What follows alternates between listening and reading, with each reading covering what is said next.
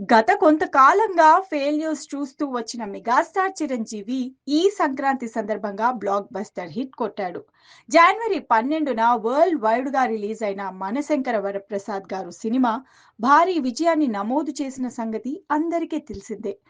Megastar Chiranjeevi ప్రధాన పాత్రలో నటించిన ఈ సినిమా థియేటర్లలో మంచి వసూళ్లు సాధించి తాజాగా ఓటీటీ ప్లాట్ఫామ్ కూడా ఎక్కేసింది. ప్రస్తుతం ఈ సినిమా జీ5 ఓటీటీ స్ట్రీమింగ్ లో నడుస్తోంది.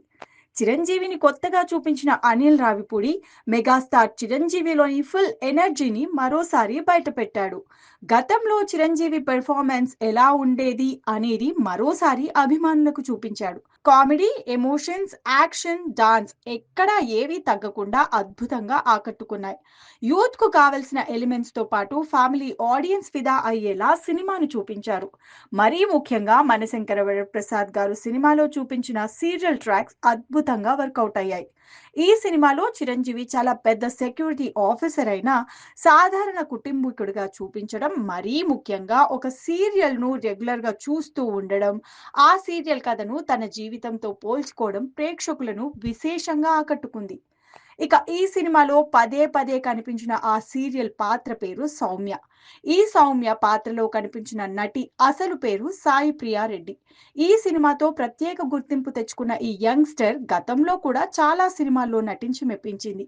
ఈ సినిమాలో చిరంజీవి పాత్రకు ఫేవరెట్ గా నిలిచిన సౌమ్య పాత్ర చాలా ఎమోషనల్ గా కనెక్ట్ అవుతూనే ఆడియన్స్ ను నవ్విస్తుంది. సౌమ్య పాత్రలో కనిపించిన సాయి ప్రియారెడ్డి తెలుగు అమ్మాయి. ఆమె చాలా కాలంగా సినిమాల్లో నటిస్తూ వస్తోంది.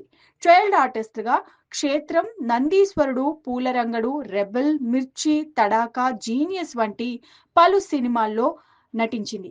అంతేకాదు కొన్ని యూట్యూబ్ సిరీస్ లో కూడా సందడి చేసింది సాయి ప్రియారెడ్డి.